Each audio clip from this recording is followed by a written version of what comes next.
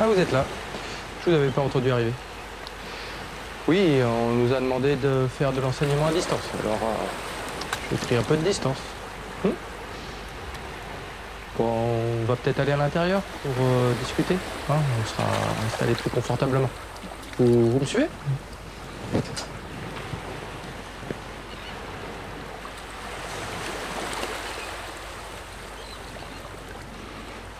Bah alors, vous venez?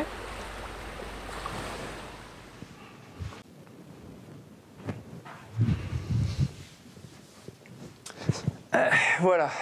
Bon, avouez qu'on est un petit peu mieux là quand même. Hein. Ok, alors dans les dernières séances de cours, nous avons essentiellement travaillé sur les échanges thermiques dans le sens où nous avons regardé de quel corps vers quel corps se déplaçait l'énergie sous forme de flux thermique.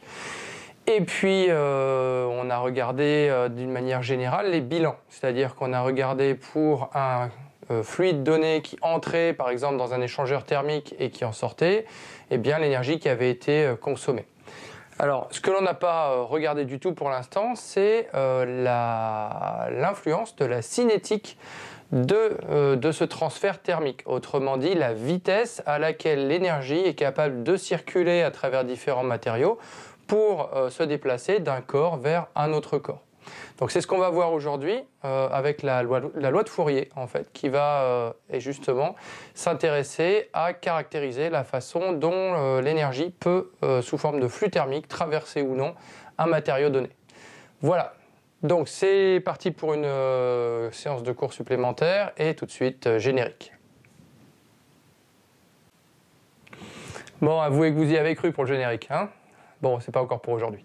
Allez, on démarre avec la loi de Fourier tout de suite. Donc, le type de situation qu'on va considérer dans un premier temps pour décrire la loi de Fourier, c'est une situation dans laquelle on a un matériau donc, qui est homogène, qui a une certaine épaisseur, que cette épaisseur est régulière, et qui a une certaine section, une surface ici, donc une section. Et à travers ce matériau, donc, va transiter une énergie sous forme de flux thermique pour aller d'un corps qui se trouve ici sur la gauche sur mon schéma, vers un corps qui se trouve à droite sur le schéma. Donc ici, on va caractériser la traversée de l'échantillon par un axe sur lequel on va se repérer, ça sera bien pratique. On peut mettre une origine où on veut, ça n'a aucune importance. Ensuite, on va repérer la position de l'entrée du matériau. Donc ici, on va l'appeler X1. Donc on va repérer sur cet axe des grandeurs sous la notation X. Alors vous pouvez prendre L ou n'importe quelle lettre qui vous intéresse, ça ne change rien. Ensuite, vous allez repérer la position de la sortie du matériau, donc on va appeler ici X2. Et donc à la traversée de ce matériau, la température ne va pas être constante. On va avoir dans le matériau 1 ici une certaine température qui, elle, va être homogène. Du moins, on va faire l'hypothèse que c'est homogène ici. Voilà. Donc, on a une température T1. Alors, ce que l'on va faire, c'est qu'on va utiliser un axe vertical ici pour décrire la température. Ça nous simplifiera les choses.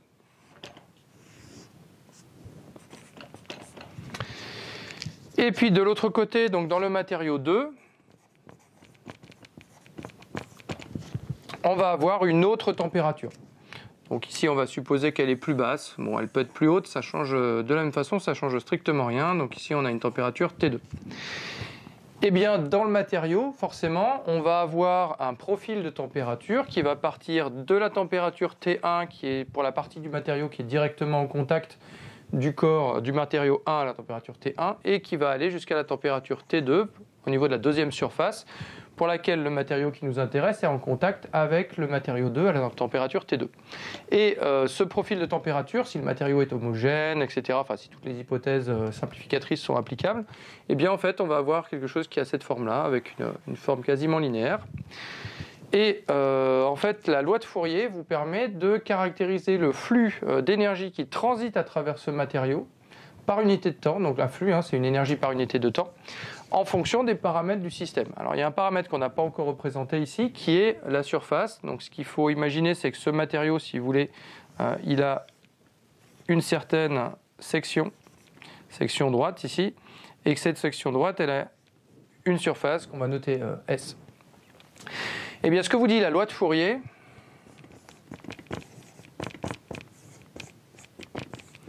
c'est que le flux d'énergie par unité de temps, donc à travers ce matériau, donc on va ici noter phi, c'est égal à moins lambda, donc c'est une constante dont on parlera juste après, fois la surface grand S qu'on vient de mentionner ici, donc la surface, la section droite du matériau, multiplié par le delta T sur le delta X.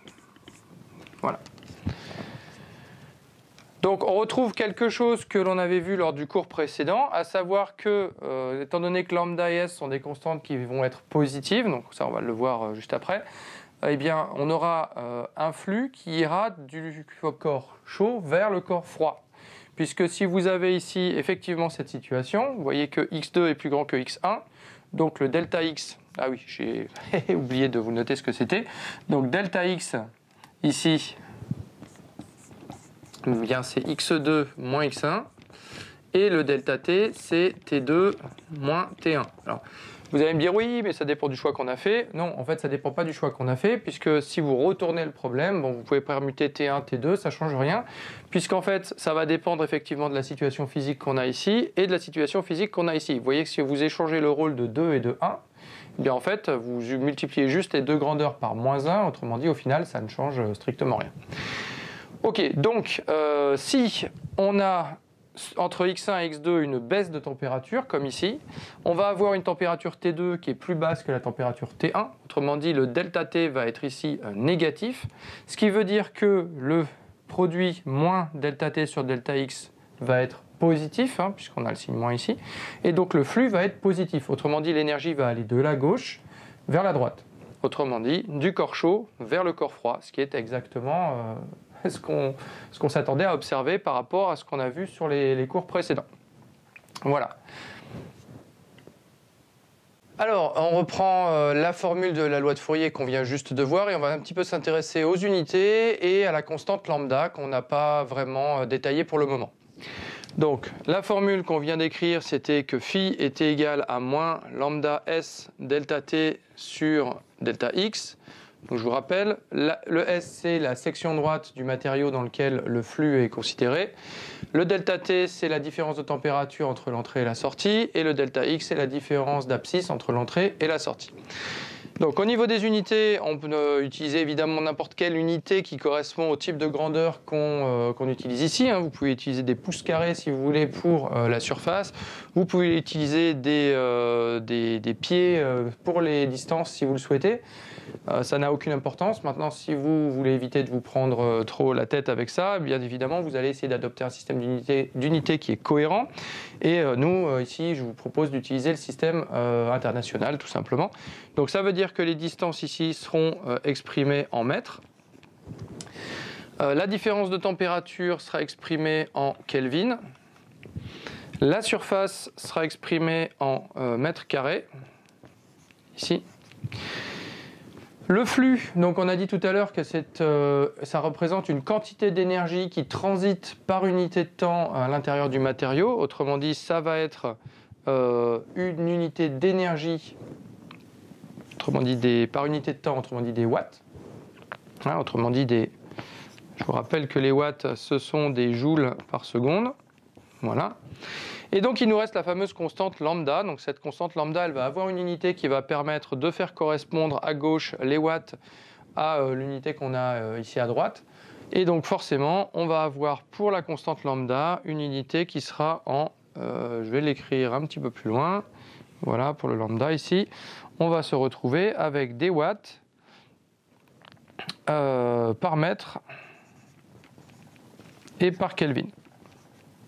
Voilà, donc vous pouvez vérifier, toujours le même principe, vous vérifiez les unités. Donc vous pouvez vérifier que effectivement, si votre lambda est en watts par mètre et par Kelvin, comme vous le multipliez par une différence de température en Kelvin, le Kelvin qui est là par Kelvin s'élimine avec le Kelvin qui est ici. Ensuite, là vous avez des mètres carrés divisés par des mètres, donc il vous reste uniquement des mètres. Et en multipliant par le mètre moins 1 que vous avez dans le lambda, qui est ici, eh bien, les deux mètres et le par mètre s'annulent et il vous reste uniquement les watts, qui est bien l'unité qu'on attendait pour le flux. Alors, le fameux lambda qu'on a là, c'est ce qu'on appelle la conductivité thermique. Donc le lambda, c'est la conductivité thermique. Donc c'est une constante qui va traduire la capacité intrinsèque du matériau qu'on considère à conduire ou non l'énergie sous forme de flux thermique. Donc on va avoir des matériaux qui vont être particulièrement aptes à transmettre l'énergie sous forme de flux thermique. Donc par exemple, on peut prendre l'argent, qui est un métaux. Alors d'une manière générale, les métaux sont de très bons conducteurs thermiques, c'est le terme qu'on va utiliser. Donc lui, c'est un conducteur thermique.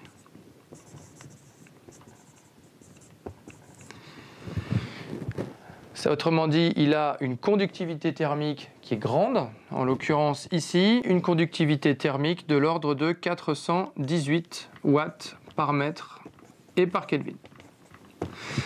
A contrario, un matériau tel que la laine de verre, elle a une constante lambda, donc une conductivité thermique qui sera beaucoup plus faible, puisqu'on est autour de 0,047 watts par mètre et par Kelvin. Donc là, en l'occurrence, la laine de verre, c'est un matériau qui conduira très peu l'énergie sous forme de flux thermique. Et du coup, on parlera dans ce cas-là d'isolant thermique, puisqu'il empêche le flux thermique de transiter par lui. Donc, isolant thermique.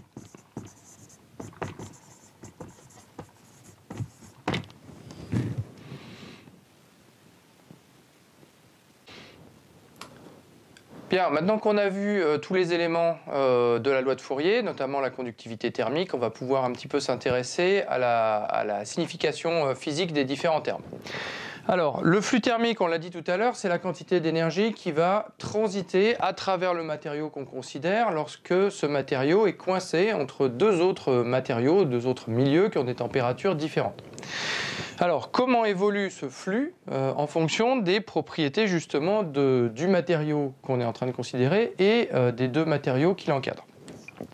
Eh bien, on voit tout de suite un certain nombre de choses en regardant cette expression, notamment que si on augmente l'épaisseur du matériau que l'on considère, le delta X ici va augmenter et donc forcément avec une différence de température identique avant et après le matériau et une surface identique, une conductivité thermique identique, le flux, lui, va diminuer. Autrement dit, si on part d'un matériau peu épais, comme ceci, avec une température T1 d'un côté, une température T2 de l'autre, on va avoir un flux qui sera très important.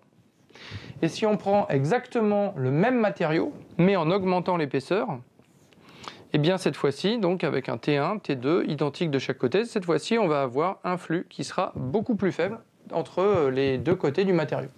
Donc, si on a un matériau donné, augmenter son épaisseur diminue d'autant le flux thermique entre les deux faces du matériau. Alors de la même façon, on peut s'intéresser à la différence de température. On voit qu'on a un effet ici qui est assez facile à identifier, à savoir que si la différence de température entre les deux faces du matériau augmente, eh bien automatiquement le flux augmente également. Autrement dit, si on considère un matériau donné, donc il y a une structure donnée, une surface donnée, une conductivité thermique donnée et une épaisseur donnée, voilà, et que l'on place ce même matériau entre des températures qui sont beaucoup plus éloignées l'une que l'autre. Donc imaginons ici qu'on ait T2, T1, pour reprendre un petit peu la schématisation qu'on a vue juste avant, et que ici on met T2, T1. Eh bien, dans ce cas-ci, où les températures sont très différentes entre l'entrée et la sortie du matériau, on aura un flux thermique qui sera très important. Alors que là, pour des températures qui sont proches de part et d'autre du matériau, on aura au contraire un flux thermique qui sera plus faible.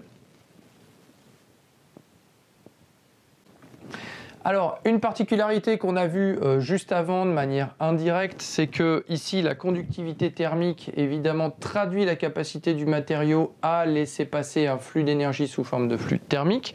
Et donc, en fait, on l'a dit juste avant quand on a regardé les ordres de grandeur de cette constante lambda, c'est que si la conductivité thermique augmente, eh bien forcément, pour une situation donnée, le matériau va avoir plus tendance à laisser passer le flux sous forme d'énergie, le flux thermique, et donc ce flux va également augmenter. Donc si lambda augmente, le flux augmente.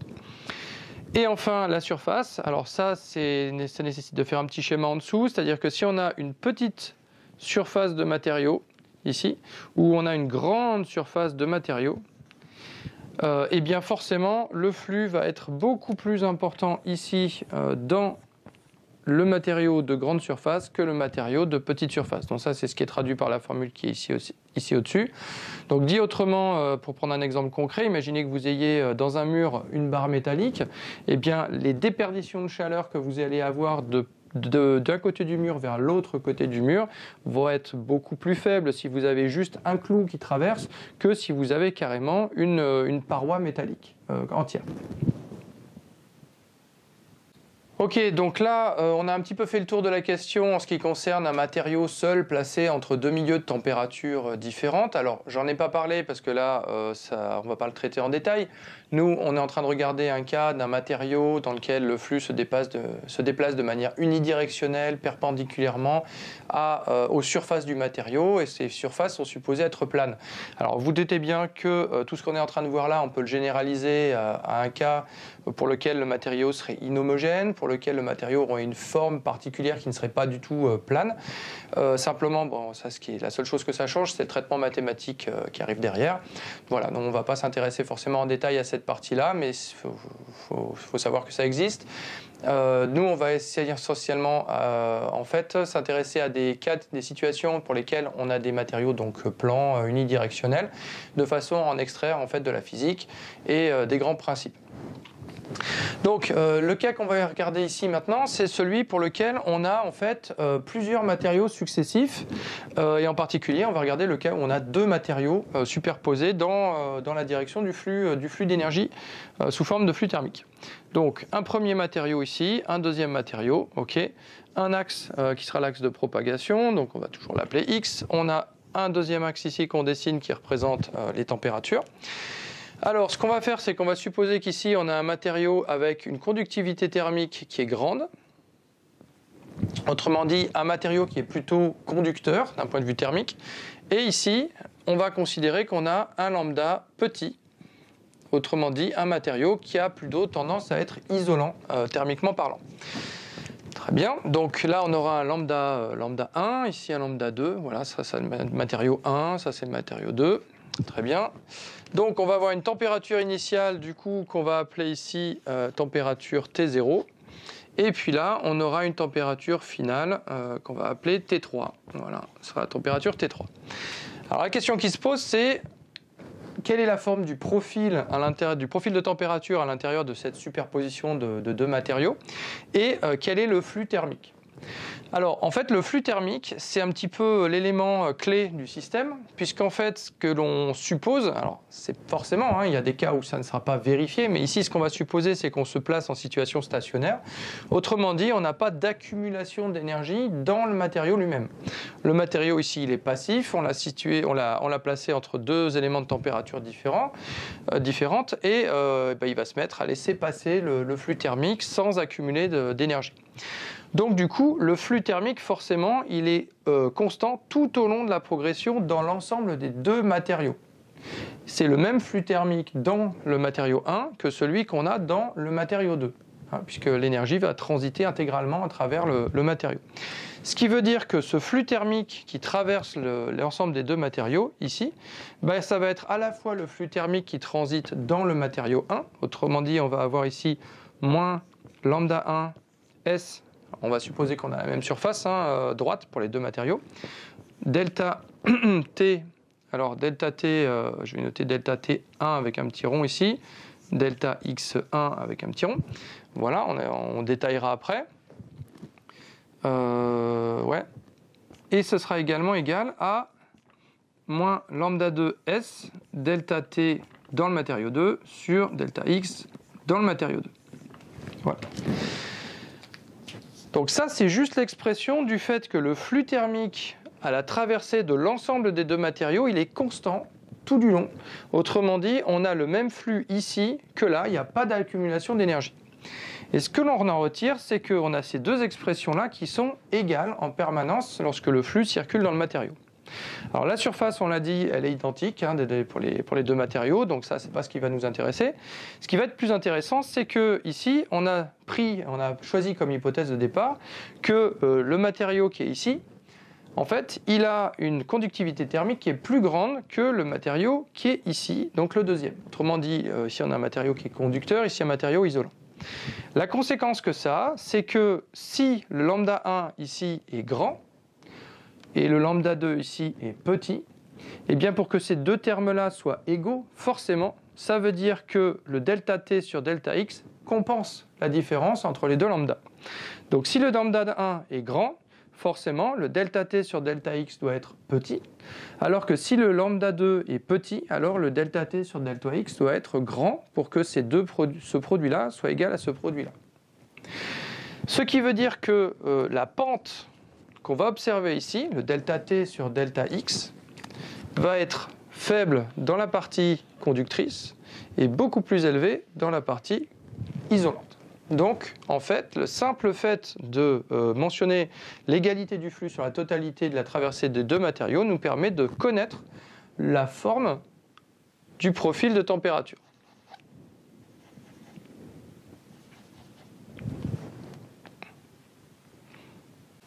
Ok, alors, ce qui est intéressant ici, c'est de comparer cette situation-là à la même situation dans laquelle on n'aurait pas la couche isolante sur la couche conductrice.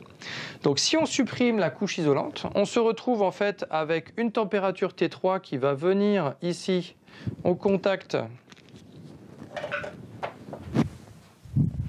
une température donc T3 qui va venir ici au contact de la couche conductrice, et nécessairement donc le profil de température, puisque cette fois-ci on n'aura plus qu'une seule couche, il serait comme ceci.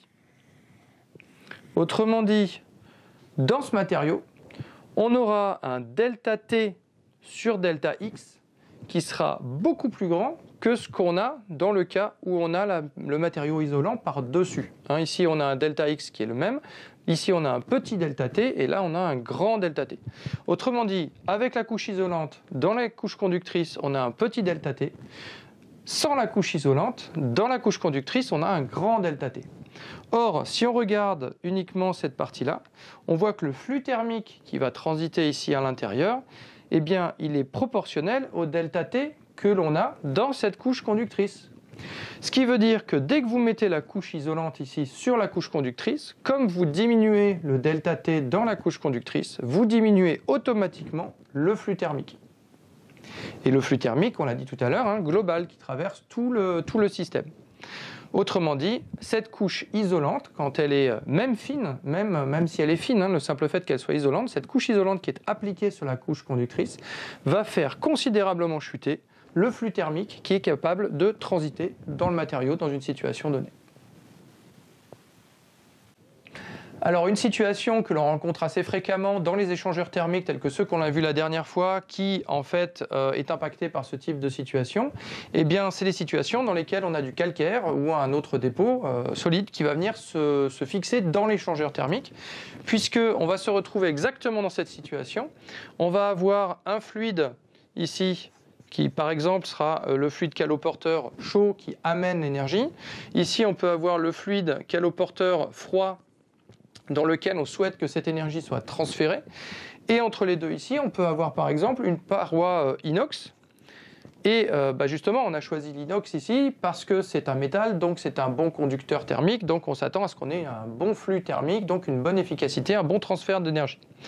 Or, pas de chance, on a une accumulation de calcaire sur la paroi inox et il se trouve que le calcaire, il est beaucoup moins conducteur thermiquement que ne l'est l'inox, ce qui fait que même une fine couche de calcaire déposée dans l'échangeur thermique sur la paroi inox va avoir pour conséquence de faire considérablement chuter le flux thermique qu'il est capable de laisser passer entre les deux fluides et donc on va avoir une perte d'efficacité de l'échangeur. Alors, une autre situation classique dans laquelle on va devoir justement tenir compte de ces phénomènes de transport d'énergie sous forme de flux thermique, c'est le cas où on veut en fait réchauffer un milieu en utilisant un fluide caloporteur. Donc par exemple, si vous avez un réacteur avec une double enveloppe, on va avoir un intérieur que l'on souhaite chauffer, par exemple, hein, ça peut être refroidir, enfin, c'est pas l'important ici. Donc vous avez un liquide ici à l'intérieur que vous souhaitez, dont vous souhaitez moduler la température. Et puis vous allez mettre une double enveloppe dans laquelle vous allez avoir un fluide caloporteur qui va circuler, par exemple, ou un serpentin électrique chauffant, enfin quelque chose qui chauffe, quoi. Et ce que vous souhaitez, évidemment, eh bien, c'est que la chaleur, l'énergie qui est ici fournie par l'élément chauffant, eh bien, elle transite vers le réacteur et que ça permette de chauffer le liquide qui est ici. Donc, ce que vous allez faire, c'est que vous allez généralement ici ajouter un agitateur de façon à faire tourner le liquide à l'intérieur pour espérer l'homogénéiser. En effet, ce qui va se passer au début, c'est que vous allez avoir un flux d'énergie qui va aller de l'élément chauffant vers l'intérieur du réacteur. Simplement, si vous n'agitez pas, vous allez surtout en fait voir chauffer la zone qui se trouve immédiatement à proximité de la paroi du réacteur uniquement. L'intérieur restant froid. Et puis, au bout d'un petit moment, vous allez suffisamment chauffer cette zone-là pour que vous ayez de la convection qui apparaisse. Autrement dit, vous allez voir un flux de matière montant ici qui va monter vers la surface. Et parallèlement, automatiquement, vous allez avoir un flux de matière froide qui va venir compenser ici. Et vous allez avoir donc un mouvement qui va s'opérer. Ça, c'est un phénomène qui va être relativement lent. Hein. Je pense que tous ceux qui ont fait chauffer de l'eau dans une casserole ont observé à quel point ça prenait du temps. Et puis on voyait que ça bouillait dans le fond, mais c'était pas encore chaud en haut. Bref, vous avez tout à fait intérêt à agiter l'intérieur du réacteur pour favoriser les échanges de matière au voisinage de la paroi, de façon à en fait, tout le temps réapprovisionner la paroi en liquide le plus froid, de façon à augmenter en fait le flux thermique qui va du fluide caloporteur vers le réacteur. Alors, au niveau de la paroi, ce que l'on va voir apparaître souvent, c'est ce qu'on appelle une couche limite, c'est-à-dire qu'on va avoir la partie chauffante ici, et puis là, à l'intérieur, votre fluide, en fait, eh bien, il y a une partie du fluide qui va avoir tendance à rester, entre guillemets, collé sur la paroi. Donc c'est ce qu'on appelle la couche limite. Alors le fait qu'elle reste collée vraiment, c'est-à-dire statique, ou qu'elle glisse plus lentement que le reste du fluide qui se trouve autour, bon, ça dépend de la nature du fluide, ça dépend de la nature de la paroi, mais globalement, vous avez toujours présence de cette couche limite à la surface. Alors ce qui se passe, c'est que vous apportez ici une température donnée à l'intérieur du corps chauffant, eh bien vous allez avoir en fait, ici dans cette couche qui va être plus ou moins statique, une chute de température, un profil de température, avant d'atteindre la température que l'on suppose donc homogène du reste du réacteur, température qui est homogène parce que vous êtes en train de l'agiter. Ok, donc on se retrouve un peu dans une situation similaire à celle qu'on a vue au tout début, à savoir qu'on a deux milieux avec une couche de matériaux entre les deux, qui va, à travers laquelle on va avoir un flux d'énergie, un flux thermique. Et si on reprend la loi de Fourier, en fait, comme le flux est égal à moins lambda S delta t sur delta x, et bien dans ce cas, si on souhaite augmenter le flux thermique, autrement dit, si on souhaite augmenter la vitesse à laquelle le réacteur va chauffer pour un même apport de fluide caloporteur ici, eh bien le paramètre sur lequel on va pouvoir jouer, c'est l'épaisseur de la couche limite. C'est-à-dire qu'on va essayer de diminuer autant que possible l'épaisseur de cette couche limite de façon à augmenter le flux thermique au maximum.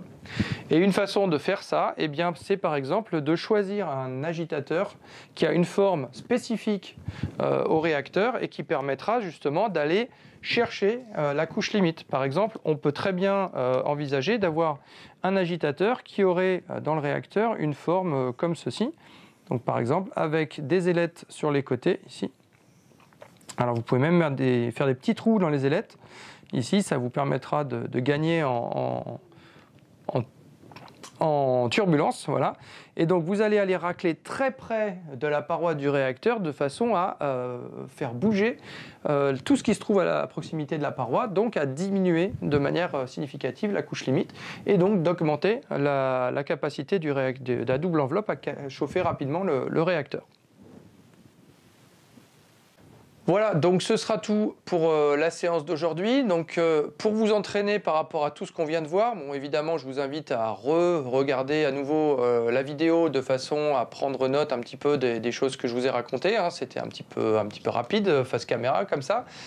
Donc revoyez la vidéo et puis ensuite ce que je vous invite à faire pour vous approprier un petit peu le sujet, ce sont deux choses. La première c'est de rechercher par vous-même en fait des valeurs de lambda.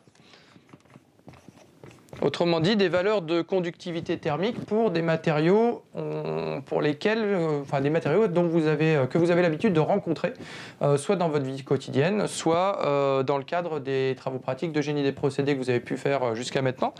Voilà, par exemple, je ne sais pas, une paroi en verre, est-ce que c'est plus ou moins conducteur que de l'inox, par exemple? Voilà, des matériaux que vous avez l'habitude d'utiliser. Donc recherchez des valeurs, donc ça vous les trouvez sur internet sans difficulté. Et puis la deuxième chose, une fois que vous êtes bien approprié tout ça, eh bien je vais vous proposer d'essayer de trouver ce qui se passe si vous avez notamment donc, un matériau constitué cette fois-ci de 3 couches. Donc un matériau ici de 3 couches avec une couche ici qui est isolante, ici conductrice, et là à nouveau isolante.